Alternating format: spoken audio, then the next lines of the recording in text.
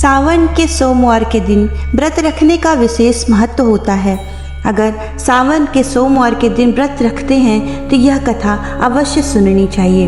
हिंदू पंचांग के अनुसार सावन साल का 5वां महीना है, जो कि आज यानी कि 22 जुलाई से शुरू हो रहा है। धार्मिक दृष्टि से जितना महत्व सावन का है, उतना ही महत्व सावन के पहले सोमवार के दिन व्रत रखने का है। ऐसा कहा जाता है कि इस दिन भगवान शिव की पूजा करने से भक्त की सभी मनोकामनाएं पूरी होती हैं, साथ ही विवाह में आ रही सभी रुकावटों से छुटकारा मिल जाता है। इस साल का सावन बेहद खास माना जा रहा है, क्योंकि इस बार सावन का महीना सोमवार से शुरू हो रहा है। देवों के देव महादेव को सावन का महीना सबसे प्रिय है। ऐसी मान्यता है कि सावन में अगर कुंवारी कन्याएं सोमवार का व्रत रखें और विधि विधान से शिव जी की पूजा अर्चना करें तो उन्हें मनचाहा जीवन साथी मिलता है। साथ ही भगवान शंकर के साथ माता पार्वती की कृपा भी प्राप्त होती है।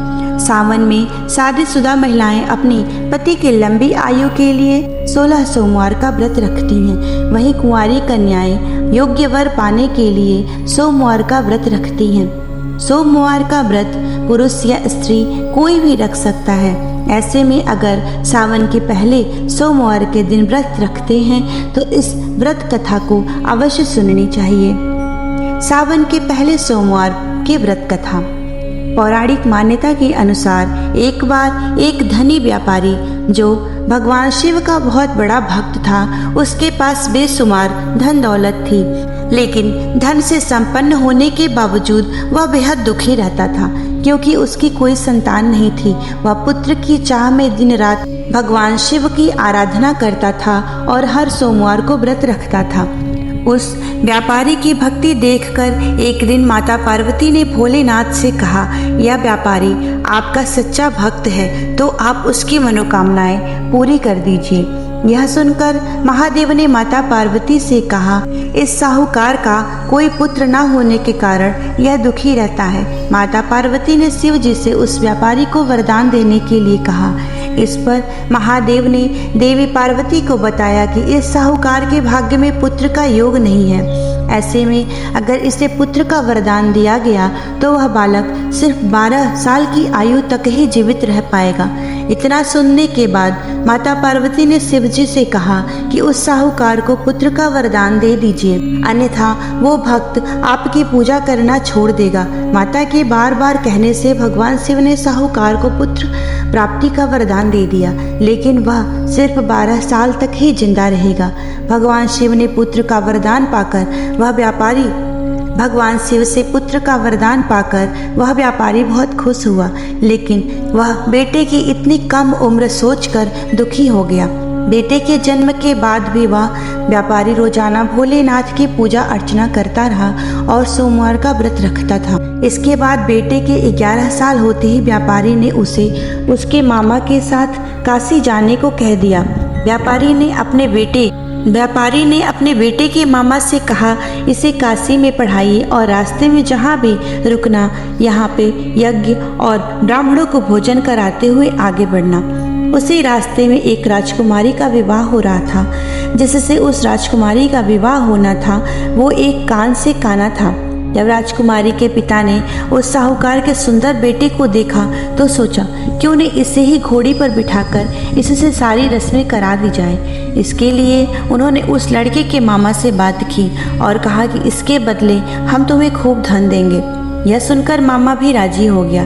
इसके बाद साहूकार का बेटा विवाह के मंडप में बैठ गया। विवाह के सभी काम संपन्न हुए। जाने से पहले साहूकार के बेटे ने राजकुमारी की चुनरी पर लिख दिया कि तुम्हारा विवाह मेरे साथ हुआ है, लेकिन जिसके साथ तुम्हें भेजेंगे वह एक आंख से काना है। इसके बाद साहूकार का बेटा अपने मामा के साथ काशी चला गया। जब राजकुमारी ने अपनी चुनरी पर लिखा हुआ देखा तो उसने राजकुमार के साथ जाने से मना कर दिया। इसके बाद राजा ने अपनी पुत्री को बारात के साथ विदा नहीं किया। बारात वापस लौट गई। उधर मामा और भांजे काशी दोनों पहुंच गए। एक दिन काशी में यज्ञ के दौरान साहूकार के बेटे के प्राण निकल गए और यह देख उसके मामा रोने लगे। उस समय भगवान शिव ने माता पार्वती से पूछा कि प्रभु ये कौन रो रहा है। तब उन्हें पता चला कि यह वही शिव जी के वरदान से जन्मा व्यापारी का पुत्र है। तब माता पार्वती ने कहा, स्वामी दोबारा इसे जीवित कर दीजिए, अन्यथा रोते रोते इसके माता पिता के प्राण चले जाएंगे। तब भगवान शिव ने बताया कि इसकी आयु इतनी ही थी, लेकिन माता पार्वती के बार बार कहने से शिव जी ने उसे जीवित कर दिया। इसके बाद व्यापारी का पुत्र ओम नमः शिवाय करते हुए उठ बैठा और मामा भांजे दोनों ने भोलेनाथ और माता पार्वती को धन्यवाद किया और अपने नगर वापस लौट गए। रास्ते में साहूकार का बेटा गिर गया और राजकुमारी ने उन्हें पहचान लिया। तब राजकुमारी के पिता ने साहूकार के बेटे को अपनी बेटी के साथ विदा कराया और बहुत सारे धन धान्य के साथ विदा किया। इसके बाद वो अपने गांव लौट गए। साहूकार अपने बेटे और बहू को देखकर बहुत खुश हुआ। उसी रात साहूकार को स्वप्न में शिव जी ने दर्शन किया और कहा कि तुम्हारी पूजा से मैं प्रसन्न हुआ। इसी प्रकार जो भी व्यक्ति इस कथा को पढ़ता या सुनता है उसकी सभी परेशानियां दूर हो जाती हैं और साथ ही उसकी हर अधूरी इच्छा भी पूरी होती है। ओम नमः शिवाय।